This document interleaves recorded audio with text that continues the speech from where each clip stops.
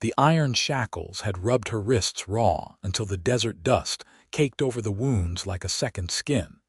And Opal Vance wondered if dying might feel gentler than another hour chained to this wagon wheel under the merciless New Mexico sun. It was the summer of 1878, and the mining camp outside Silver Reef, Utah, had become a temporary hell for anyone unfortunate enough to cross paths with the Garrett brothers. They had found Opal 3 days ago, while she had been gathering medicinal herbs in the scrubland between Apache territory and the settlements that kept pushing deeper into lands her people had roamed for generations. Her Apache mother had taught her which plants could heal and which could kill, but none of that knowledge helped her now.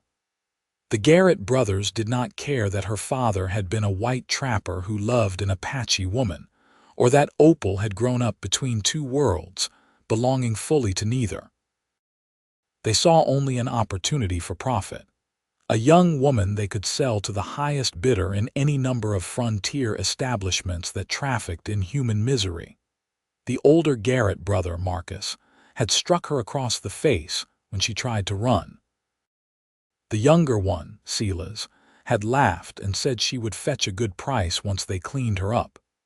They kept her chained like an animal, gave her barely enough water to survive, and spoke about her future as though she were nothing more than livestock. Opal was 19 years old, and she had always believed she was strong. Her mother had died when she was 12, her father 2 years after that, and she had survived alone in the harsh territories by being clever and quick. But these chains had stripped something fundamental from her, some essential spark that made her herself. She had stopped fighting after the first day. She had stopped speaking after the second.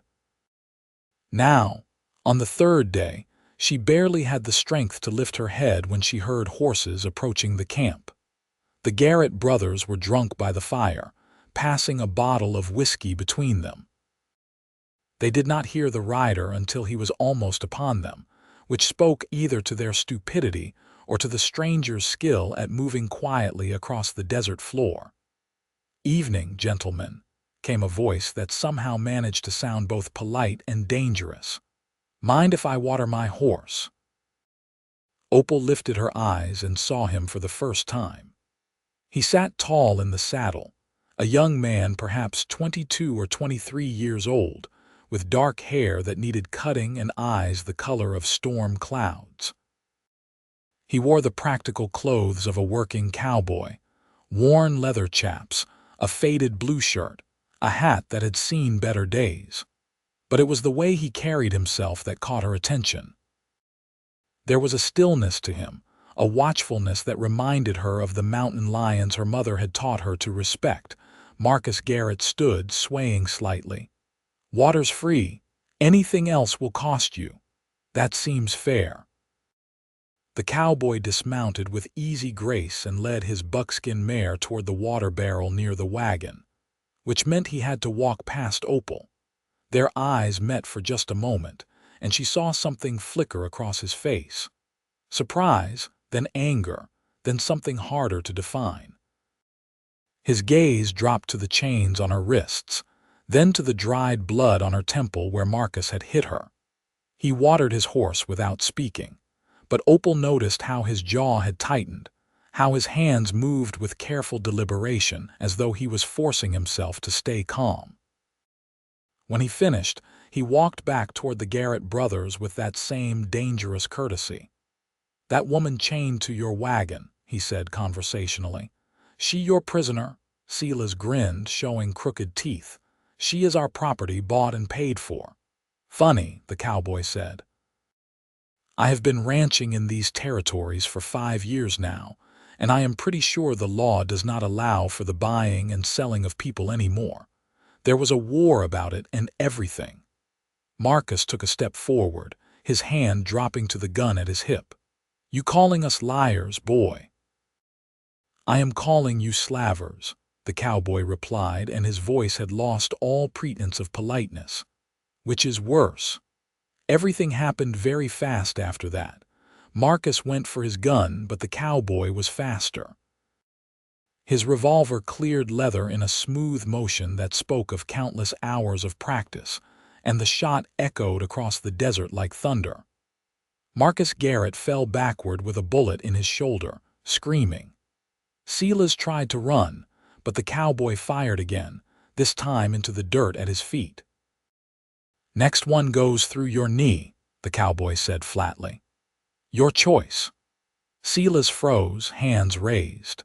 The cowboy moved forward and relieved both brothers of their weapons, then dragged them together and used their own rope to tie them to the wagon wheel opposite from where Opal sat chained. Then he turned to her and his expression softened. "It is all right now," he said quietly. "You are safe. I am going to get you out of those chains." Opal wanted to speak, but her throat was too dry. She watched as he searched the Garrett brothers until he found the key, then knelt beside her in the dust. His hands were gentle as he unlocked the shackles, careful not to hurt her damaged wrists. The moment the iron fell away, Opal felt something break open inside her chest. A sob escaped before she could stop it. "Easy now," the cowboy said. You are free, and you are loved, do you hear me? No one is going to hurt you anymore." The words struck her like a physical thing. Free and loved.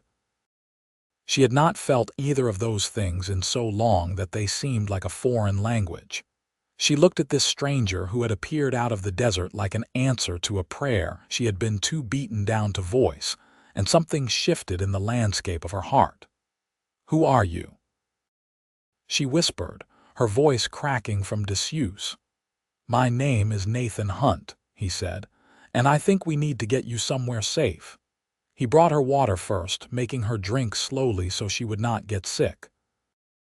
Then he found some clean cloth in his saddlebag and wrapped her wrists with a tenderness that made her want to cry again. All the while, the Garrett brothers cursed and threatened from their own chains, but Nathan ignored them as though they were nothing more than the buzzing of flies. "Can you ride?" he asked Opal. "My ranch is about 10 miles south of here. You can rest there, get cleaned up. In the morning, we will ride into Silver Reef and turn these bastards over to the marshal." "Why are you helping me?" Opal asked. It was not that she was ungrateful, but experience had taught her that most white men who offered help to Apache women wanted something in return. Nathan looked at her for a long moment, and she saw nothing but honesty in his gray eyes. "Because it is the right thing to do," he said simply. "And because no human being deserves to be treated the way they were treating you." He helped her onto his horse, then mounted behind her.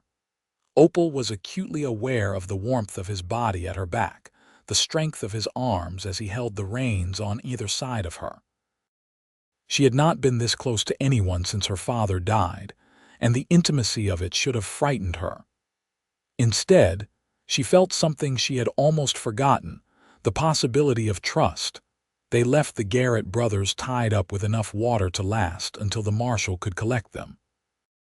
Marcus was still cursing as they rode away, his voice fading into the vast silence of the desert night. The ride to Nathan's ranch took them through country that Opal knew well. This had been Apache land once, before the treaties and the wars and the endless encroachment of settlers. Her mother had shown her where to find water in the dry seasons, which caves offered shelter from summer storms. It felt strange to cross this landscape as a rescued captive rather than a free woman, but she supposed freedom was always relative out here in the territories. Nathan did not try to make conversation during the ride, for which Opal was grateful. She was too exhausted, too overwhelmed by everything that had happened. Instead, she let herself lean back slightly against his chest and watch the stars emerge in the darkening sky. Her mother had taught her the Apache names for the constellations, had told her stories about the heroes and spirits who lived among those distant lights. For the first time in 3 days, Opal allowed herself to hope that she might live to see another sunrise. The Hunt Ranch appeared as a collection of dark shapes against the horizon, resolved slowly into a modest house, a barn, and several corrals as they drew closer. Nathan guided his horse into the yard and dismounted, then helped Opal down with the same careful gentleness he had shown when removing her chains. "It is not much," he said, "but it is home." A dog barked from somewhere near the barn, and a moment later an older man emerged from the house carrying a lantern.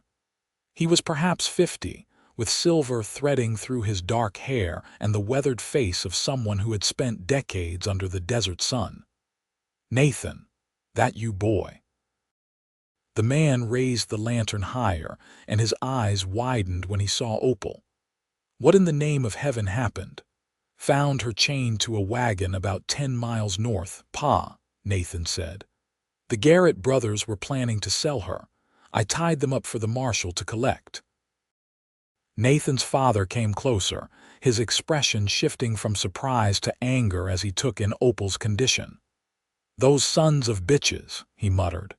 Then, to Opal in a gentler tone, "You are welcome here, miss. Let us get you inside and tended to properly."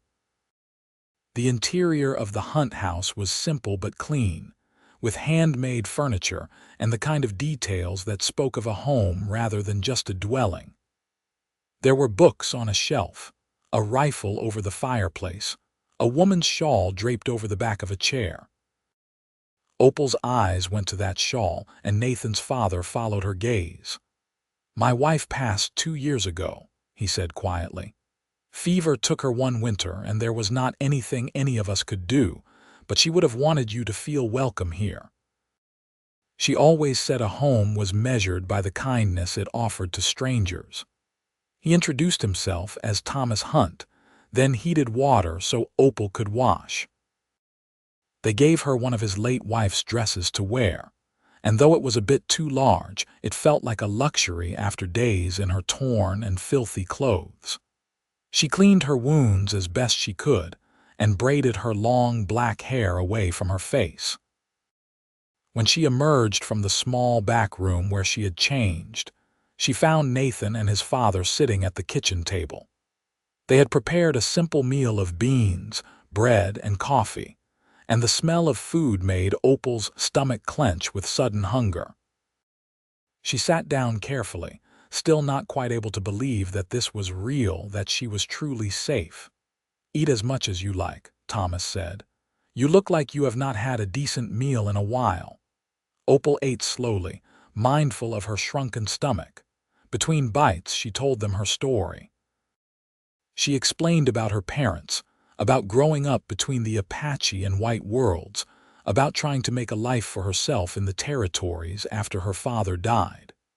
She told them about the Garrett brothers, about the chains and the terrible things they had planned for her. Nathan listened with an intensity that made her feel truly heard, and when she finished, his hands were clenched into fists on the table. "They will pay for what they did to you," he said. "I will make sure of it." "The marshal will handle it legal and proper," Thomas interjected, giving his son a warning look. "We do things by the law in this territory, Nathan. Your mother would have insisted on it." Nathan nodded, but Opal could see the anger still simmering beneath his calm exterior.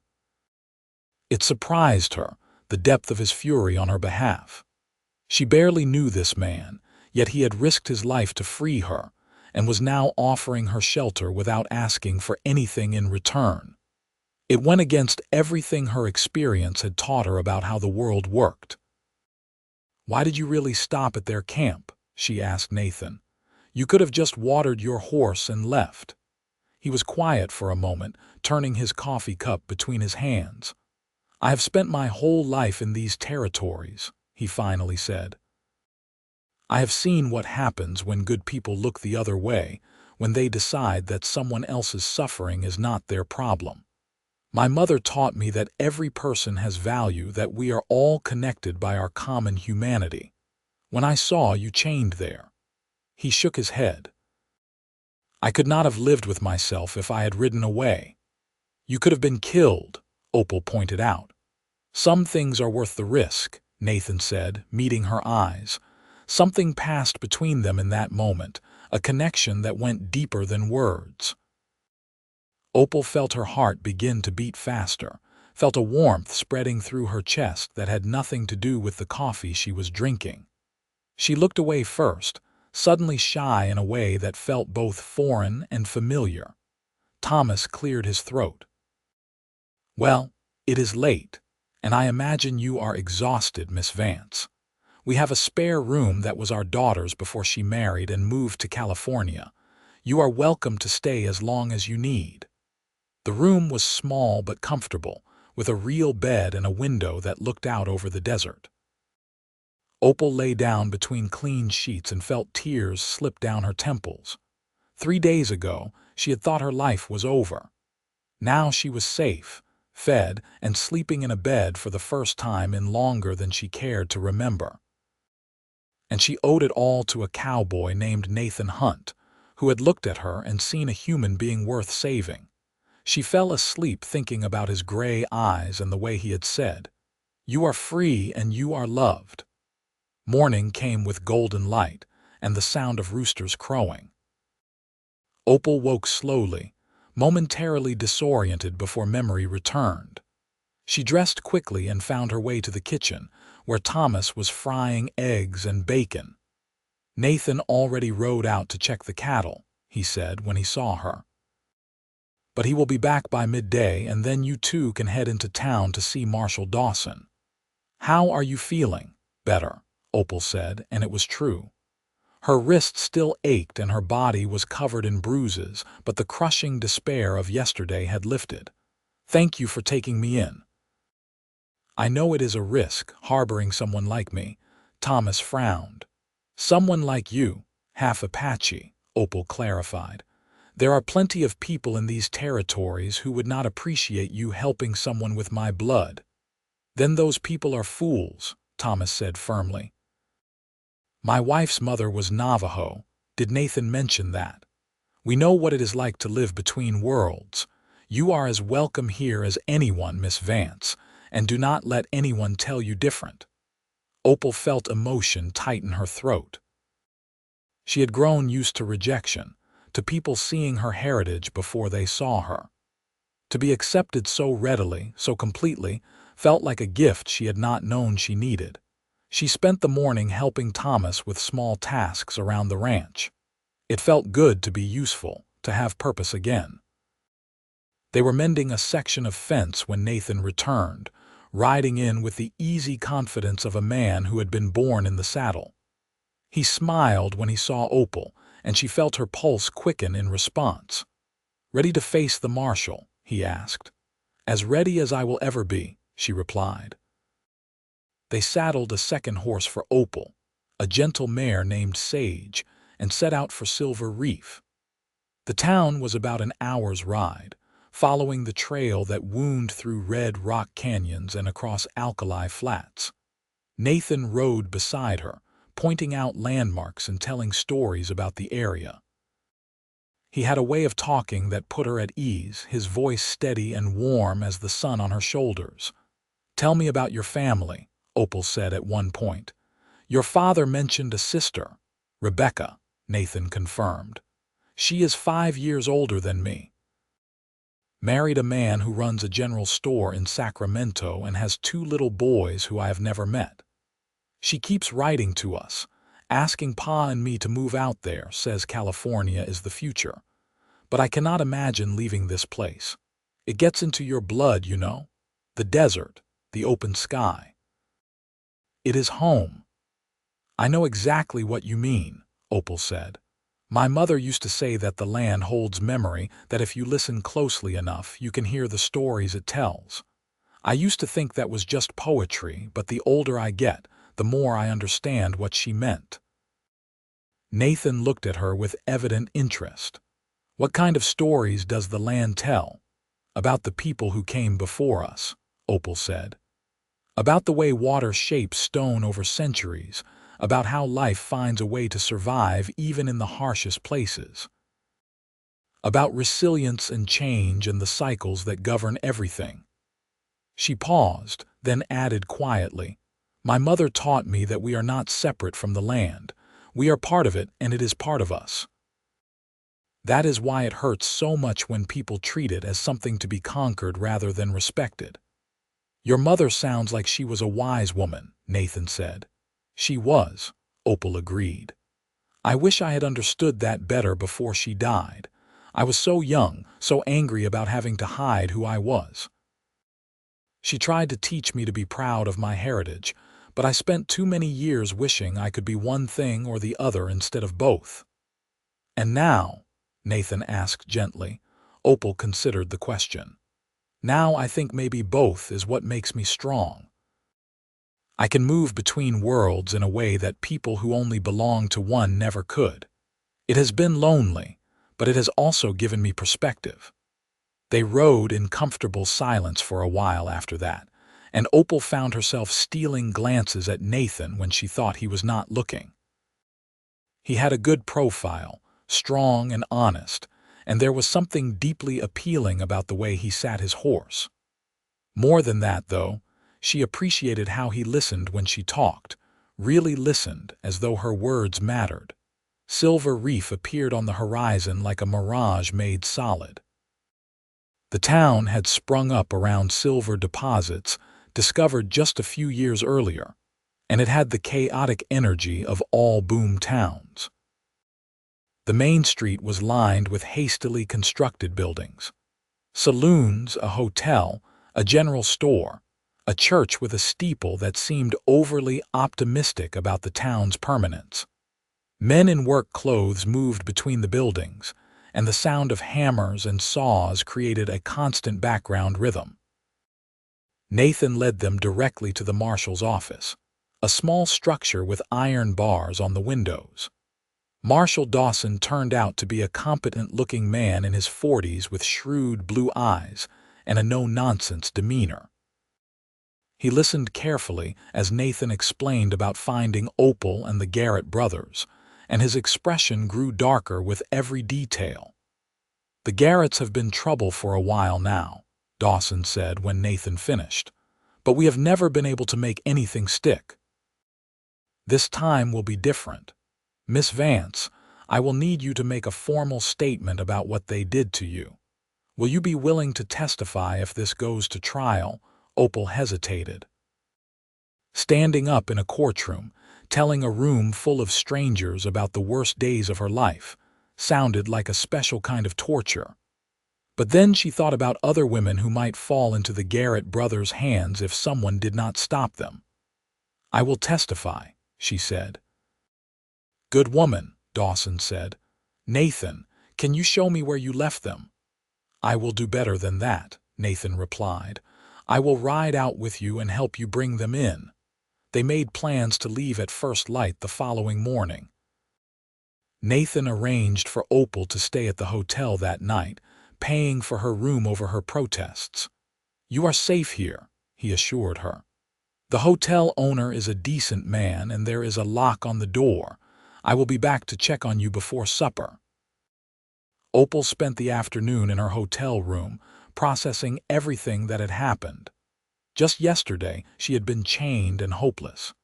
Now she was free, with a real bed to sleep in and the promise of justice. It felt surreal, like a story that was happening to someone else. Nathan returned as promised, bringing dinner from the hotel restaurant. They ate together in the small sitting room off the lobby, and Opal found herself relaxing in his presence. He had an easy way about him, a genuine kindness that seemed to come as naturally as breathing. "What will you do after the trial?" Nathan asked. "Do you have family you can go to?" "No," Opal admitted. "My father's people back east wanted nothing to do with him after he married my mother, and my mother's band." She trailed off, not sure how to explain the complicated relationship she had with her Apache relatives. "They tolerate me, but I am not truly one of them. Not anymore." "You could stay at the ranch," Nathan said, and there was something careful in his voice as though he was trying not to reveal too much. "We could always use help, and you would be safe there. No obligations, no expectations. Just honest work and a place to call home, at least until you figure out what comes next. Opal looked at him, this man who had saved her life and was now offering her sanctuary without asking for anything in return. She should have been suspicious, should have questioned his motives. But when she looked into his eyes, she saw only sincerity. "I would like that," she said softly. "Thank you, Nathan." He smiled, and Opal felt something warm unfurl in her chest. It was too soon to call it love, but it was definitely the beginning of something important. Nathan and Marshall Dawson left before dawn the next morning to collect the Garrett brothers. Opal spent the day in Silver Reef, wandering the streets and observing the town. It was a rough place, full of miners and gamblers and women who worked in the saloons. But there was also a schoolhouse, a doctor's office, and families trying to build something lasting from the chaos. She was sitting on a bench outside the general store when a woman approached her. She was perhaps 35, with kind eyes and a practical air about her. "Excuse me," the woman said. "You are the young lady who was with Nathan Hunt yesterday, are you not? I am Margaret Dawson, the marshal's wife." Opal stood, suddenly wary. "I am. Is there a problem?" "No, no problem at all," Margaret assured her. "I just wanted to invite you to supper tonight. My husband told me what happened to you, and I thought you might appreciate some female company. Living among all these rough men can be lonely for a woman." The invitation surprised Opal, but she found herself accepting. Margaret led her to a neat little house on the edge of town, where she served a delicious meal of roast chicken and vegetables from her garden. They talked about everything and nothing: recipes, the challenges of frontier life, the books Margaret ordered from back east because reading was her escape from the endless dust and heat. "Nathan Hunt is a good man," Margaret said at one point, giving Opal a knowing look. "His mother was one of my dearest friends before she passed. She raised that boy right, taught him to see people for who they are rather than what they look like. If he has taken an interest in your welfare, you can trust that his intentions are honorable." Opal felt heat rise in her cheeks. "He has been very kind to me." "Kind is one word for it," Margaret said with a small smile. "I saw the way he looked at you when you two were in my husband's office. That young man has feelings for you, whether he has admitted it to himself yet or not." "We barely know each other," Opal protested, but her heart was beating faster. "Sometimes knowing happens fast," Margaret said. "Especially out here, where life is hard and uncertain, we do not have the luxury of long courtships and formal introductions. You meet someone who sees you, really sees you, and you hold on tight." Opal thought about that conversation long after she returned to her hotel room. Did Nathan have feelings for her? And if he did, how did she feel about that? She barely knew him, but there was no denying the connection she felt when they were together. He made her feel safe in a way she had not felt since her parents died.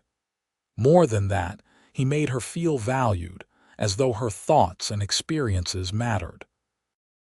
Nathan and the marshal returned the following evening with the Garrett brothers in chains. Marcus's shoulder wound had been roughly bandaged, and both men looked considerably less threatening now that they were the ones in shackles. Opal watched from the hotel window as they were hauled into the jail, and she felt a fierce satisfaction. Justice would be served. The trial was set for 3 weeks later, which gave the territorial judge time to make the circuit to Silver Reef.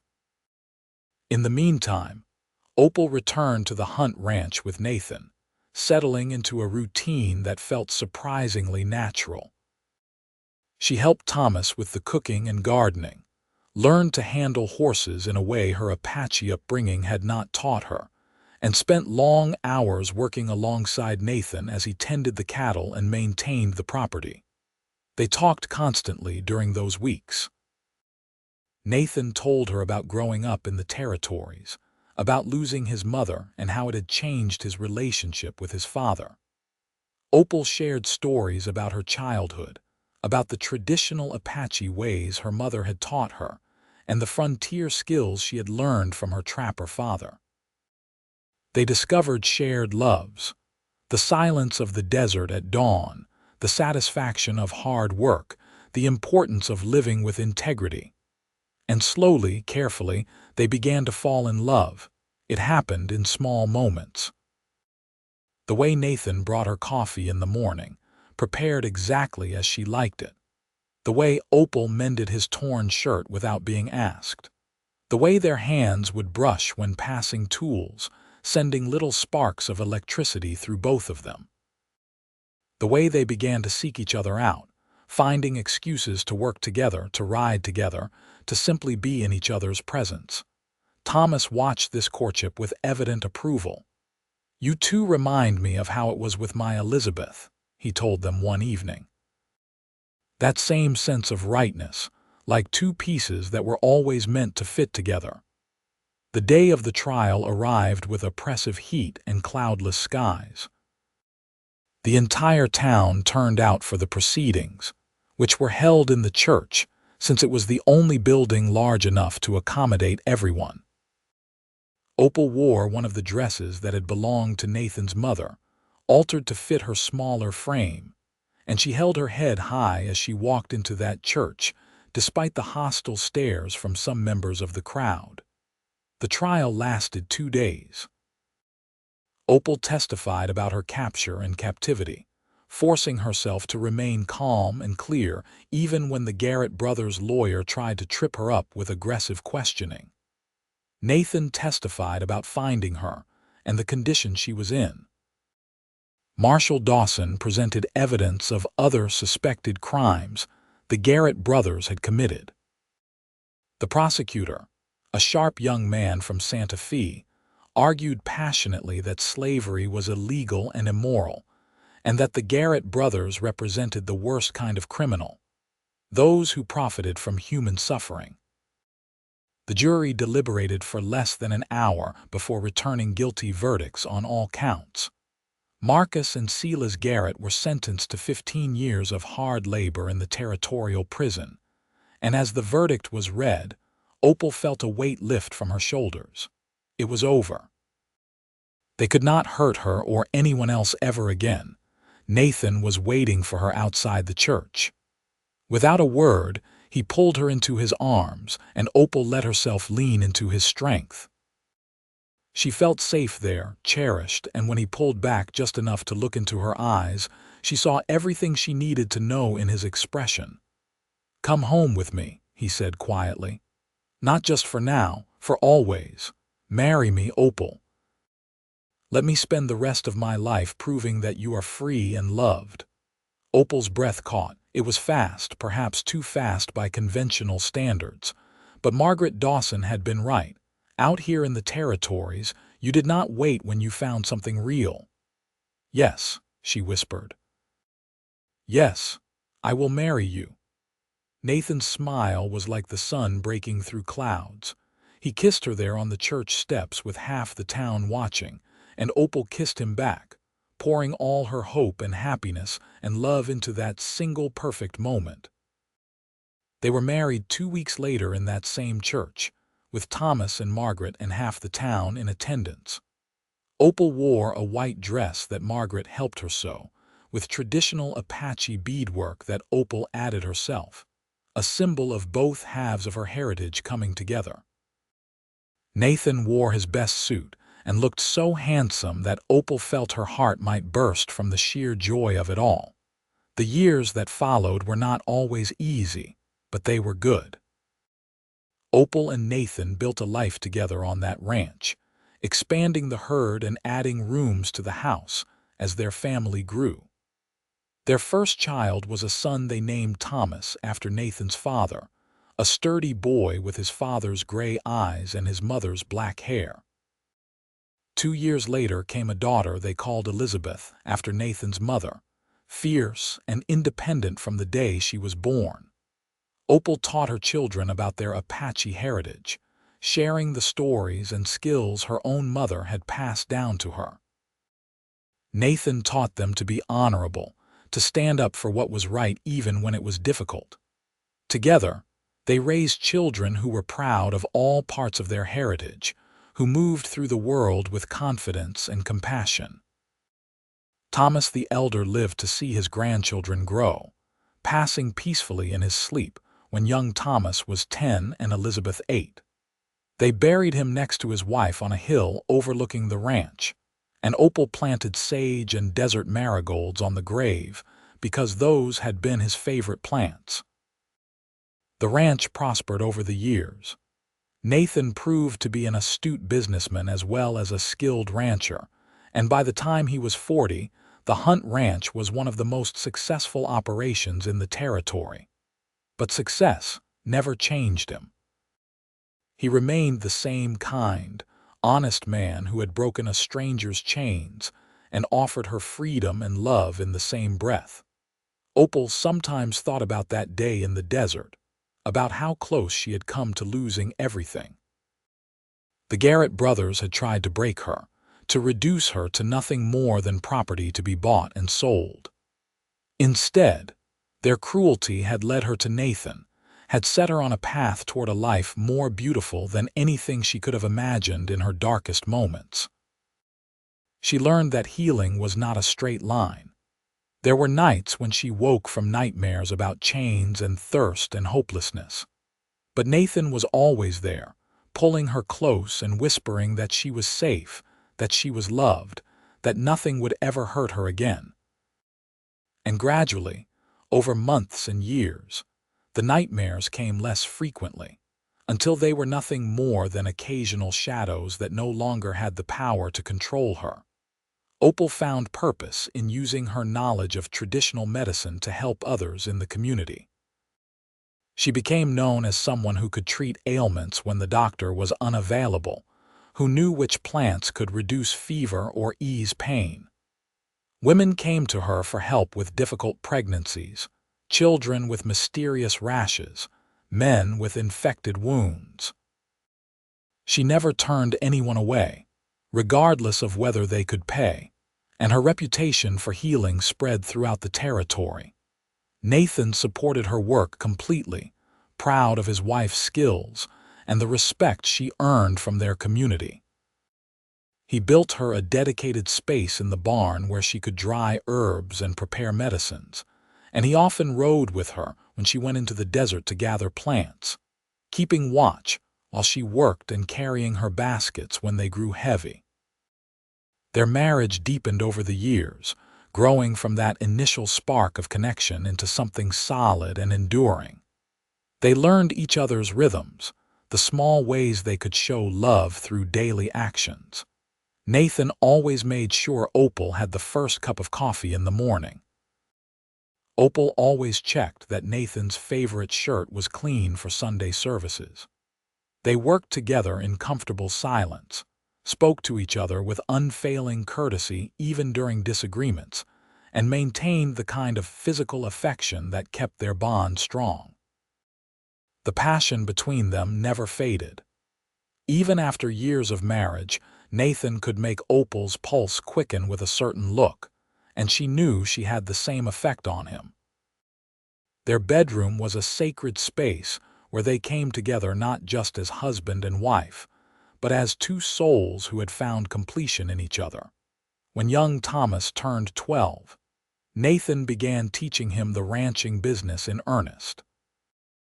The boy took to it naturally, showing the same intuitive understanding of cattle and horses that his father possessed. Elizabeth, meanwhile, displayed a fierce intelligence and an independent streak that both delighted and occasionally terrified her parents. She announced at age 10 that she intended to become a lawyer when she grew up, because somebody needed to make sure people like the Garrett brothers faced justice. Nathan and Opal exchanged glances when she made that declaration, both thinking about the chains and the trial, and how that terrible experience had shaped not just their lives but their daughter's sense of justice. They encouraged Elizabeth's ambitions, ordering books on law and government from back east, and Nathan told her again and again that she could be anything she wanted to be. The territory changed around them as the years passed. Utah moved closer to statehood, bringing more organization and law to what had been wild lands. The Apache Wars that had raged for decades finally ended with the surrender of Geronimo in 1886, and Opal wept when she heard the news. She knew what it meant for her mother's people, the end of a way of life that had existed for centuries. Nathan held her while she grieved, understanding that some losses went too deep for words. They made a trip to visit Nathan's sister Rebecca in California when Thomas was 15 and Elizabeth 13. It was the first time either child had left the territory, and they stared wide-eyed at the ocean and the bustling streets of Sacramento. Rebecca had done well for herself, and her husband's store was a thriving business. But after 2 weeks in California, both Nathan and Opal were ready to return home. The desert called to them, that vast open landscape that had witnessed their meeting and their marriage and the building of their life together. "I do not understand how you stand it out there," Rebecca said on their last evening. "All that emptiness, all that hardship. Would you not rather have an easier life?"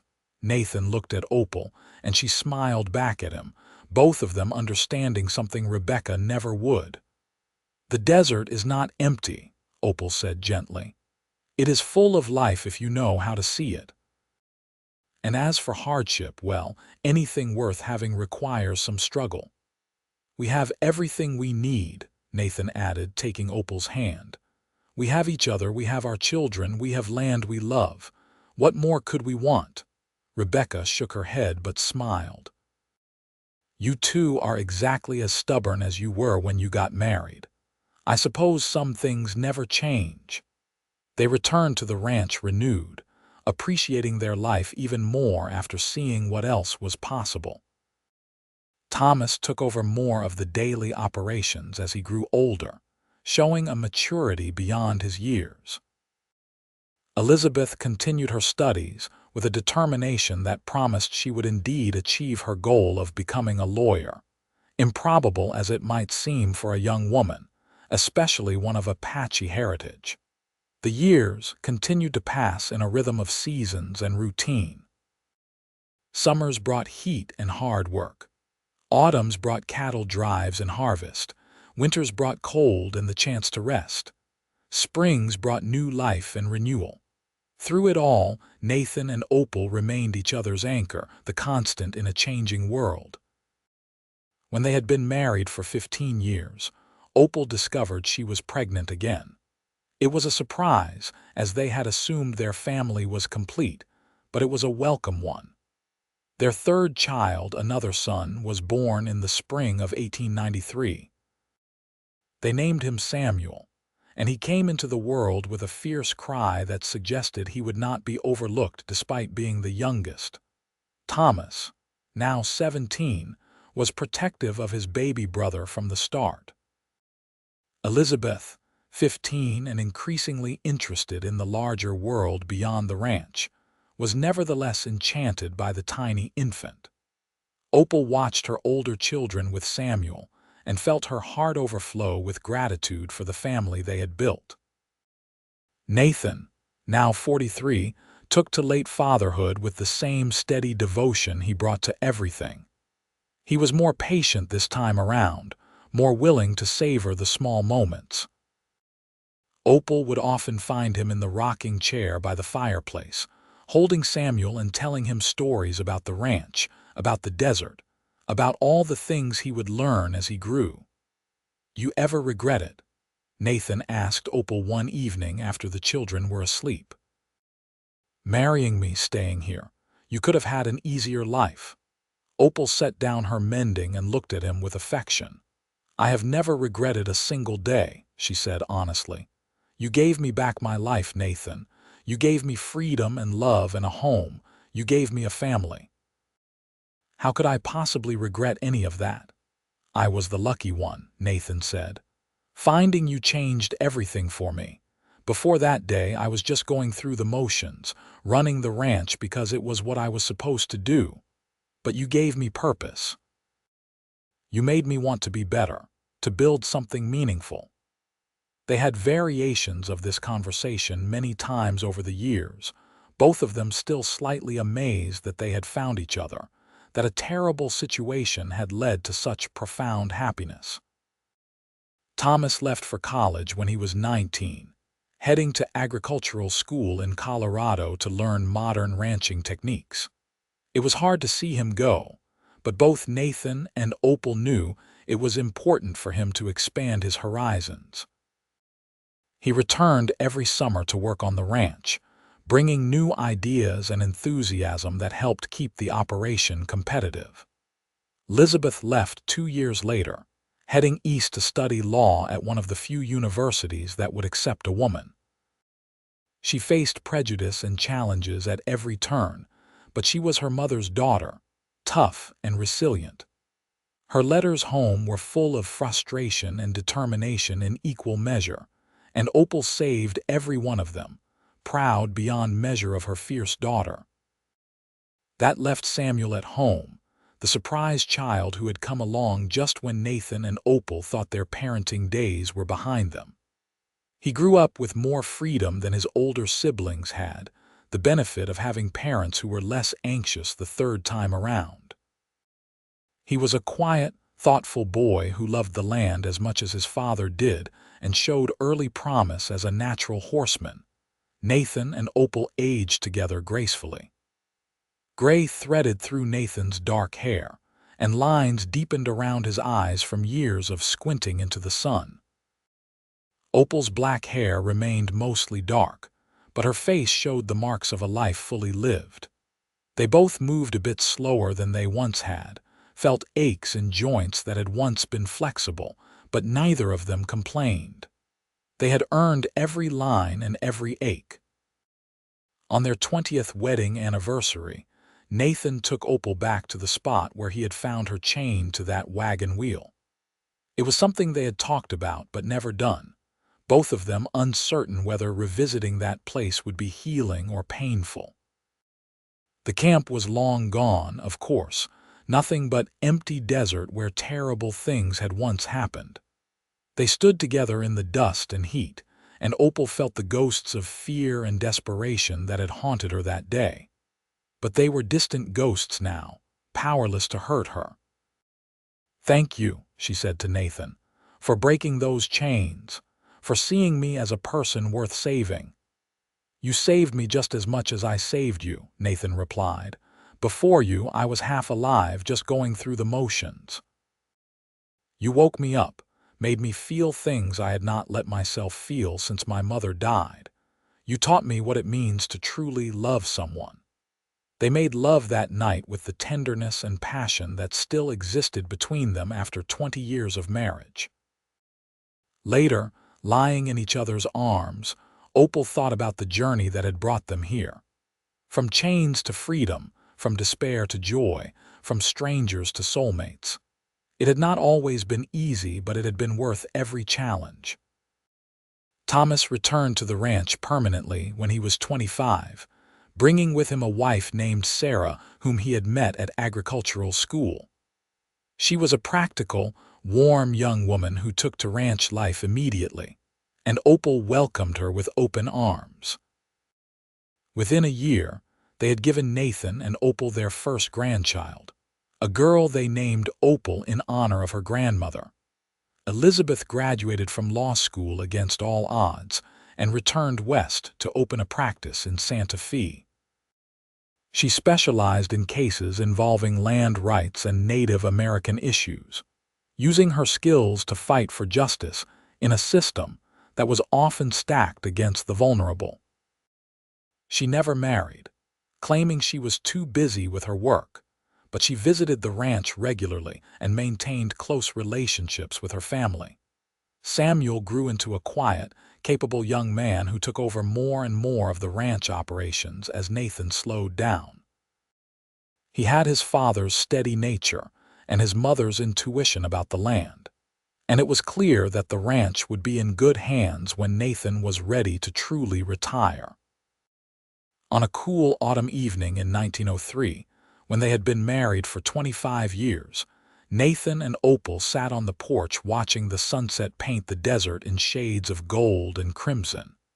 Samuel was out checking the fence lines. Thomas and Sarah were in town with little Opal and their new baby boy. Elizabeth was in Santa Fe arguing a case.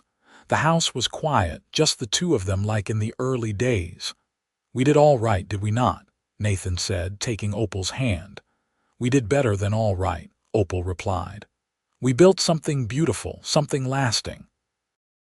"I still remember the first time I saw you," Nathan said. "Chained to that wagon wheel, but there was something in your eyes. Even broken down as you were, you had not given up. That strength drew me to you." "I remember thinking you were either a fool or a saint," Opal admitted. "No one had shown me kindness in so long that I had forgotten what it looked like. When you unlocked those chains and said I was free and loved, I thought I must be hallucinating from dehydration." They laughed together, able to find humor now in what had been tragedy. That was the gift of time and healing, the ability to integrate even painful experiences into the larger story of their lives. "If I could go back and talk to that younger version of myself," Opal said, "I would tell her to trust this cowboy who appeared out of nowhere. I would tell her that love can bloom even in the desert, even after terrible things, even when you think you have nothing left to give. And I would tell my younger self to listen to his instincts," Nathan said. "When everything in me said to stop at that camp, to confront those men, to free you no matter the cost. Best decision I ever made." They sat in comfortable silence as the stars emerged one by one in the darkening sky. Opal thought about her mother, about the Apache teachings that had shaped her childhood. Her mother had believed that everything happened for a reason, that the universe moved in patterns too large for humans to fully understand. Opal had questioned that belief during the dark days of her captivity, but sitting here now with Nathan's hand in hers, she thought perhaps her mother had been right. The terrible thing that had happened to her had led her here, to this porch, to this man, to this life. The chains had been broken, and in their place, she had found something infinitely more valuable. A love that had sustained her through joy and sorrow, through triumph and challenge, through every season of life. Years continued to flow like water across stone, shaping and smoothing everything in their path. Nathan and Opal grew old together, their bodies slowing but their love remaining constant. They became fixtures in the community, respected elders whose story of how they met had become local legend.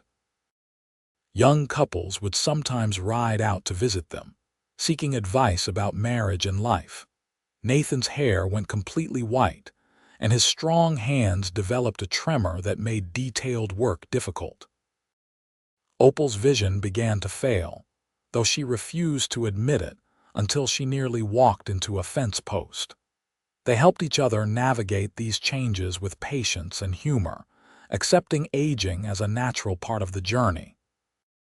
Samuel married when he was 28, bringing home a spirited young woman named Marie who had been teaching at the schoolhouse in Silver Reef.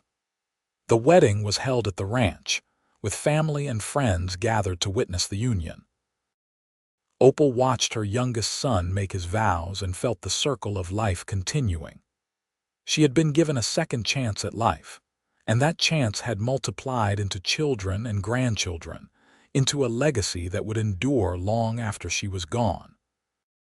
Thomas and Sarah had 4 children in total, each one inheriting different combinations of the family traits. There was Opal's dark hair and Nathan's gray eyes, Sarah's freckles and Thomas's steady temperament. The grandchildren ran wild across the ranch during summers, learning the same lessons their parents and grandparents had learned about hard work and integrity and respect for the land. Elizabeth eventually did marry, though not until she was 42. She met a fellow lawyer in Santa Fe, a widower with 2 grown children, and they had a partnership based on mutual respect and shared values. She brought him to the ranch for Christmas, and Opal saw immediately that her daughter had found someone who appreciated her fierce independence rather than trying to tame it. The ranch itself continued to prosper under Samuel's management.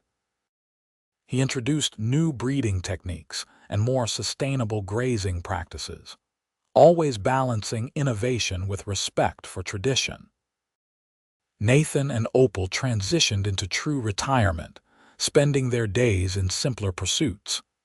Tending Opal's medicinal garden, reading on the porch, taking slow rides across land they knew better than their own heartbeats.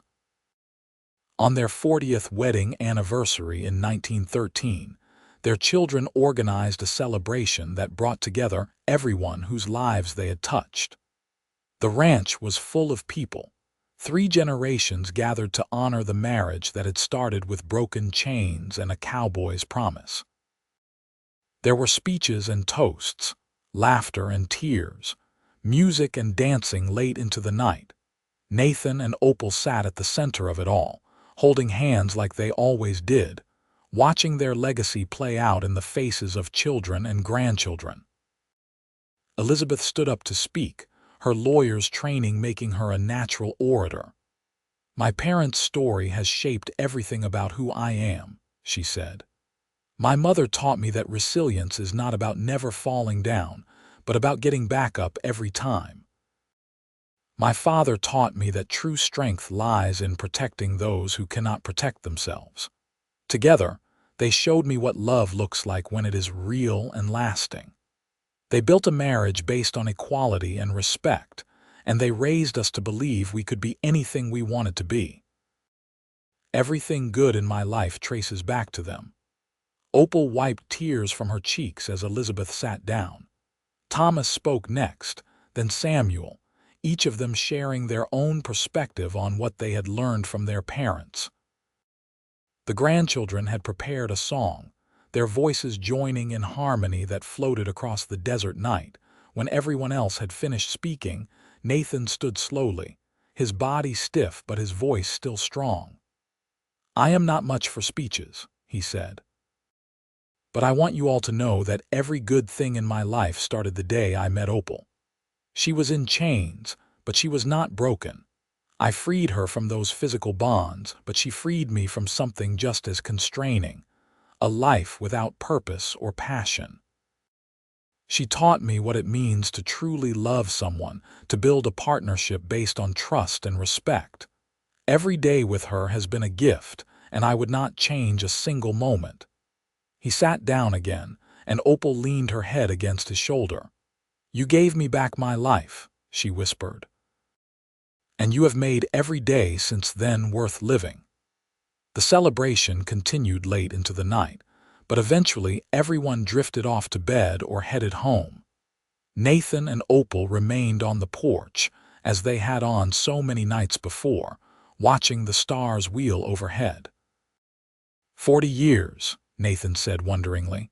"Feels like both forever and no time at all." "I know what you mean," Opal replied. "I still remember so clearly how it felt when you unlocked those chains. The relief, the gratitude, the spark of hope I thought was dead. And then falling in love with you, which happened so fast I barely had time to be scared of it." "Were you scared?" Nathan asked. "You never said." "Terrified," Opal admitted. "I had lost everyone I loved, my parents, my sense of belonging. I was afraid to open my heart again, afraid of more loss. But you were so steady, so genuine. You made me feel safe enough to take that risk." "I was scared too," Nathan confessed. "Scared I would not be enough for you, that I could not give you everything you deserved. But I knew I had to try. Life without you would have been half a life." They fell silent, both lost in memory and gratitude. The desert night wrapped around them like a blessing, and somewhere in the darkness, a coyote called to its mate. Opal thought about her mother's teachings, about the cycles of life and death and rebirth. She had been reborn the day Nathan broke her chains, and everything since then had been a gift. Nathan lived to be 72, passing peacefully in his sleep on a spring morning in 1927. Opal woke to find him cold beside her, his face peaceful, and she knew immediately that he was gone. The grief was crushing, a physical weight that made it hard to breathe. For several days, she moved through the motions of the funeral and burial in a fog of disbelief. How could Nathan be gone when he was so essential to her existence? But slowly, with the support of her children and grandchildren, Opal began to find her way through the grief. She remembered what Nathan had always said, that love was not diminished by death, it simply changed form. He would live on in their children, in the ranch they had built together, in the lives they had touched. And he would live on in her heart, a constant presence even in absence. Opal lived another 8 years, remaining sharp and active well into her 70s. She spent her days working in her garden, playing with great-grandchildren, and sharing stories about the old days. She told anyone who would listen about the cowboy, who had broken her chains and promised her freedom and love, about how that single act of courage had changed the trajectory of her entire life. On a late summer evening in 1935, Opal sat on the familiar porch watching the sunset paint the desert in familiar colors. Samuel sat beside her, his own hair now showing gray, his children grown with children of their own. The ranch was in its 4th generation now, still thriving, still home. "Tell me again how you and Pa met," Samuel said, though he had heard the story 100 times. Opal smiled and began the tale one more time, her voice steady despite her age. She told him about the chains, about the despair, about the moment Nathan rode into that terrible camp. She told him about the breaking of the chains, about those words that had changed everything. "You are free and you are loved." He meant it, she said. Every word.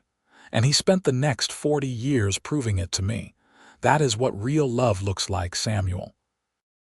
Not grand gestures or pretty words, but consistent action.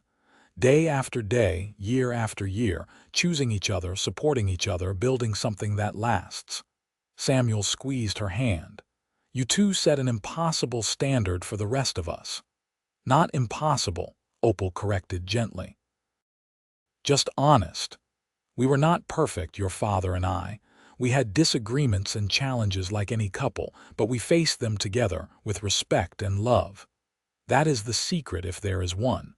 Stay committed even when it is hard. Remember why you fell in love in the first place.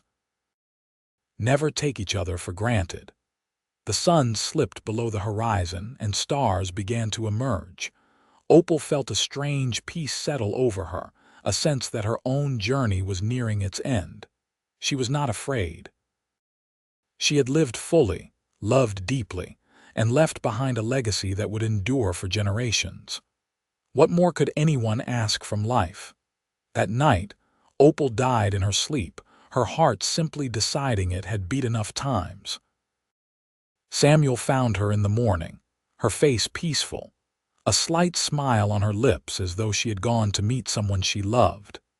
They buried her next to Nathan on the hill overlooking the ranch, with the desert stretching out in all directions and the sky huge overhead. The funeral was attended by what seemed like half the territory, all the people whose lives had been touched by Opal's healing skills, by her wisdom, by her example of resilience and grace. Elizabeth gave the eulogy, her voice breaking only once as she spoke about her mother's strength and legacy. "She came from 2 worlds and belonged fully to both," Elizabeth said. "She survived terrible things and used that survival to make the world better. She loved one man for 57 years and showed all of us what real partnership looks like. She raised us to be strong and kind and honest. She was the best of us, and we are all diminished by her loss. But even in grief, there was celebration.